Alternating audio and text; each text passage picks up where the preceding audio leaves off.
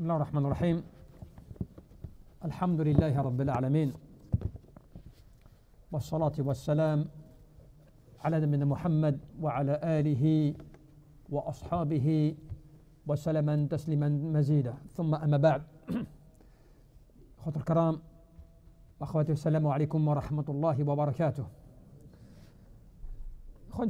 في حديث عباد الله il y a un hadith رواه الإمام البخاري ومسلم où le prophète sallallahu alayhi wa sallam nous a donné quelques caractéristiques de ce qu'il en est lorsque les gens seront ressuscités et qu'ils devront se présenter devant Allah subhanahu wa ta'ala. Et cela lorsqu'une fois le prophète alayhi wa sallam est avec ses compagnons et qu'il est assis avec eux, il mangeait quelque chose et ensuite à un moment il leur dit هل تدرون بما يجمعون الله الأولين والآخرين في صعيد واحد. Saviez-vous que Allah subhanahu wa ta'ala va ressusciter les gens et il va les rassembler du premier au dernier, du premier parmi les êtres humains jusqu'au dernier, il va les rassembler à un endroit précis. فيبصرهم الناظر ويسمعهم الداعي وتدنو منهم الشمس. Et tout le monde pourra se voir. Il n'y aura plus rien qui va empêcher que les gens puissent voir les autres. Et cela, ils vont pouvoir s'entendre et entendre aussi un appel qui va justement les appeler à venir à un endroit précis, qui est le mahshar, en fait l'endroit du rassemblement.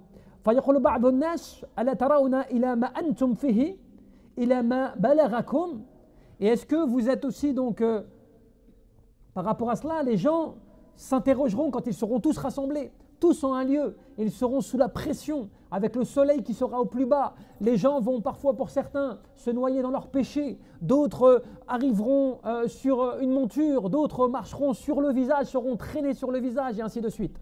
Voilà déjà la réalité de ce qu'il en est par rapport à l'Yawm al-Qiyamah. Lorsque toi, dans ce bas monde, tu ne te rends pas forcément compte des fois, et on est dans l'insouciance, al-ghafla, par rapport au fait que, nous allons te présenter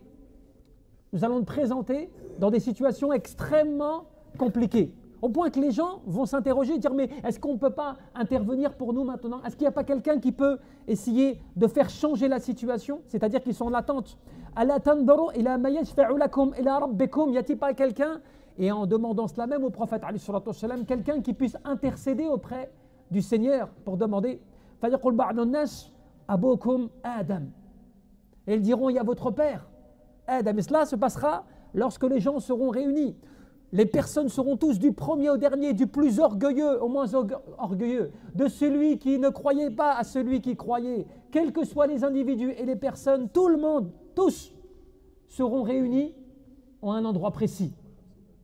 Et à partir de là, il n'y aura plus de rang social, il n'y aura plus de couleur, il n'y aura plus d'origine, il n'y aura plus rien que tu pourras faire valoir, n'est-ce pas? Tu ne pourras plus te mettre en avant comme tu le faisais dans ce bas monde. Tu ne pourras plus voir une différence entre ce que tu étais toi par rapport à un autre. Cela, c'est fini. Cela, c'est l'orgueil et l'ostentation qui te reste encore de ce bas monde, dont tu en payes déjà les pots cassés par le fait que cela peut-être, Rabbama, il t'enlève des hasanat, t'enlève des ajara et ainsi de suite, sans que tu le saches. Mais Yawm al-Qiyamah te voilà face maintenant à la réalité de ce que tu es, à la réalité de tes œuvres. Te voilà maintenant mélangé à tout le monde, du premier au dernier, sans que personne ne soit oublié. Tout le monde sera là. Et les gens seront sous la chaleur du soleil. La terre sera aplanie. On dit qu'elle sera blanchâtre. Et même avec des lueurs rouges. Pourquoi à cause de cela? À cause de fois aussi du soleil ou de la pression qui tapera dessus. Plus de montagnes, plus rien. Tout sera éparpillé. Au sol, en poussière. L'horizon sera visible sur des centaines de kilomètres, si je puis dire, parce que de toute façon, c'est là jusqu'à où peut aller ton regard. Et encore, ta formation physique sera différente par rapport à Dunya. C'est qu'en fait, que tu auras peut-être des capacités différentes, un physique différent, puisque quand tu réfléchis au verset autre, quand Allah te dit qu'il ramènera certaines personnes, traînant sur le visage, d'autres marchant sur la tête, d'autres sur des montures, et d'autres de telle manière. Donc cela veut dire que, l'ordre sur lequel nous fonctionnons ici dans ce bas monde ne sera plus le même, Yawm al-Qiyamah. Les gens ne seront plus les mêmes. Dans le sens où, eh bien, sur ce bas-monde, tu marches à pied, on ne te traîne pas comme cela. Tu ne peux pas marcher sur la tête ou sur le visage, n'est-ce pas?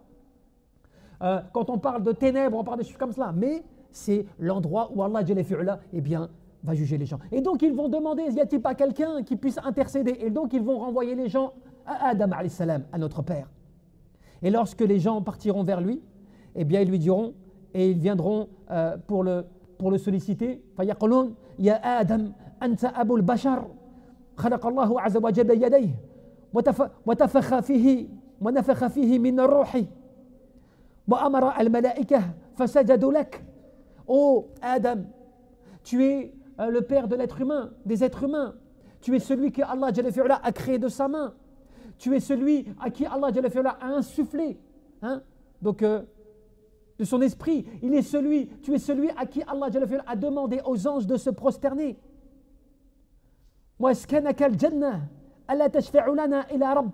Tu es celui qu'Allah a installé au paradis. Est-ce que tu ne peux pas intercéder pour nous? Est-ce que tu ne peux pas parler, donc demander, intercéder auprès d'Allah pour qu'il puisse nous alléger? Qu'est-ce qu'il dira?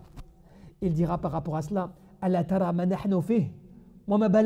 mais est-ce que vous ne voyez pas la situation dans laquelle nous sommes? Voyez-vous pas déjà la situation dans laquelle nous sommes et que moi-même je suis?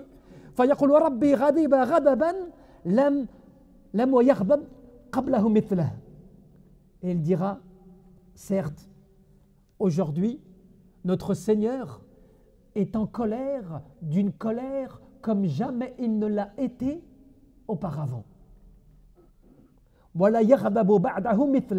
Et jamais après il ne se remettra en colère comme cela. Subhanallah. Là déjà ça te remet en place. Tu te rends compte à quel point ce jour-là il sera terrible. Mais nos cœurs sont malheureusement fatigués. Là, il y en a peut-être beaucoup d'entre nous qui disent le hadith, je le connais, tu vois, ma'rouf. Peut-être certains même, déjà dans leur tête, ils se rappellent la suite du hadith. Mais on peut tous les réciter. Si vous voulez même, on peut s'imprimer le hadith et on rentre tous avec à la maison. Et après, la question qui se pose, c'est comment est-ce qu'on réagit par rapport à cela maintenant? Quand tu vois que des fois, nous, on est comme cela, on entend quelque chose ici, là, maintenant, quelque chose qui devrait normalement nous percuter, tu sors tout de suite là du Jumu'ah et il n'y a plus d'effet, il n'y a plus rien. C'est rentré par une oreille et ça sort de l'autre. Sans problème. Et c'est là que tu te rends compte que l'être humain, il a beau, tu sais, t'as beau lui rapporter comme ça des choses, certains, alhamdoulilah, en dehors de qui Allah va apporter de sa miséricorde, eh bien il va faire tirer comme cela une chose intéressante. Dont cela va avoir une conséquence. Mais sinon, la plupart, malheureusement, on ne tire pas. Puisque la plupart des gens, par rapport à nos signes, ils sont bien trop insouciants. Et donc, comme cela, Adam alayhi salam, il va dire, moi je ne peux rien. Regardez la situation. Et il va renvoyer cela à Nuh alayhi salam. Et les gens vont se diriger vers Nuh. Parce que Adam alayhi salam va se rappeler lui-même sa situation. Et il dira, wa nahani ani shajarati fa'asaytuhu nafsi nafsi. Allah m'avait interdit au paradis de toucher à l'arbre. Et moi j'ai désobéi. J'ai désobéi. Et il dira, aujourd'hui c'est chacun pour soi, chacun pour soi. Adam alayhi salam, le père des êtres humains, d'où on pourrait considérer que qui pourrait, en dehors de l'espèce humaine, plus que Adam alayhi salam, de par le fait qu'il est l'espèce même, il est le père même de l'humanité, subhanallah. Et donc ils partiront comme ça. Adhabu ila ghayri, adhabu ila Nuh. Allez voir quelqu'un d'autre, allez voir Nuh. Et cela dans le hadith. Dans le hadith, vous imaginez. فَيَأْتُنَا نُوحًا فَيَقُولُونَ يَا نُوح أَنْتَ أَوْلَى الرُّسُولِ إِلَى أَهْلِ الْأَرْضِ وَسَمَّاكَ اللَّهُ عَزَّ وَجَلَّ عَبْدًا شَكُورًا أَمَا تَرَى إِلَى مَا نَحْنُ فِيهِ أَلَا تَرَى إِلَى مَا بَلَغَنَا. Et ils diront, voix Nuh, oh Nuh, tu es le premier des envoyés, tu es celui que Allah a nommé comme étant celui qui était l'adorateur reconnaissant. Intercède pour nous. Et il dira, mais vous ne voyez pas la situation dans laquelle nous sommes. Il répétera la même chose. Allah est en colère d'une colère qu'il n'a jamais été auparavant. Et après cela, il ne se remettra pas en colère comme il est en colère actuellement. Subhanallah. Et il dira de la même manière, allez voir quelqu'un d'autre. Et c'est là qu'ils iront voir le prophète Mohammed ibn Abdillah, alayhi salatu wa salam, khatim al-nabiyyin, imam al-muttaqin, salawatullahi wa salamu alayhi, pour demander l'intercession. Et c'est là que فيأتني فأسجد تحت العرش فيقال يا محمد أرفع رأسك واشفع تشفع. Et là, à partir de là, subhanallah, il se prosternera, le prophète Mohammed alayhi salatu wassalam, au pied du arsh, du trône d'Allah subhanahu wa ta'ala. Et il restera comme cela dans cette situation. Et on dit même que Allah Jalla fi'ala va lui inspirer des invocations qu'il n'avait pas auparavant. Allah Jalla fi'ala va lui inspirer des invocations, va lui révéler des invocations particulières par lesquelles il va intercéder pour sa ummah. Tu vois? Et Allah Jalla fi'ala lui dira à ce moment-là, Ya Muhammad, arfa' ra'saka washfa' tushaffa'. Lève ta tête, ô Muhammad, et maintenant intercède, car certes désormais ton intercession sera acceptée. Et c'est comme ça que le prophète avait gardé cette dua, cette invocation que tous les prophètes avaient utilisée dans ce bas monde, avaient demandé à Allah Jalla fi'ala, mais le prophète avait gardé son invocation pour l'au-delà, al-shafa'a, qui est celle du prophète, l'intercession du prophète, afin que les gens et l'humanité, notamment parmi les croyants qui sont soumis à Allah Jalla fi'ala, puissent profiter de cela.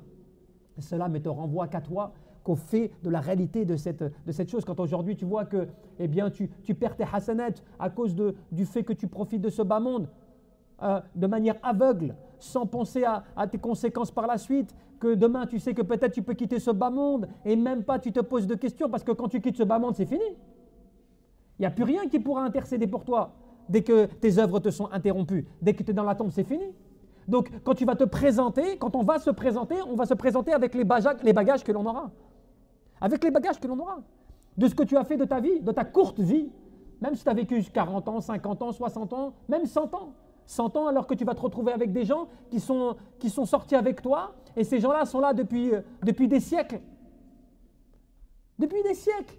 Et toi tu viens avec tes petites centaines d'années comme cela pour représenter tes œuvres. Et dans tes 100 ans, il faut bien que tu comptes tes 15 ans d'insouciance de l'adolescence, de l'enfance, et ensuite après de la prise de conscience. Il faut que tu enlèves à cela aussi encore toutes tes nuits de sommeil où tu n'as rien fait, toute ta négligence. Donc tu as adoré Allah subhanahu wa ta'ala combien d'années alors? Concrètement, techniquement, combien d'années? Ben cela tu ne peux pas savoir, mais ça vaut combien? 20 ans, 30 ans d'adoration? Vraiment? À proprement parler? Tu vois? C'est ça que tu vas présenter? Mais ces hadiths, ils sont là pour cela. Pourquoi le prophète nous a envoyé tout cela? Pourquoi il nous a avertis de tout cela? Pour qu'on prenne conscience de la conséquence lourde de ce jour et de comment il n'y aura plus rien qui va intercéder pour toi, à part ce que tu auras avec toi, ce que tu auras ramené avec toi, et qu'il n'y a plus personne qui pourra intercéder, même notre père Adam alayhi salam.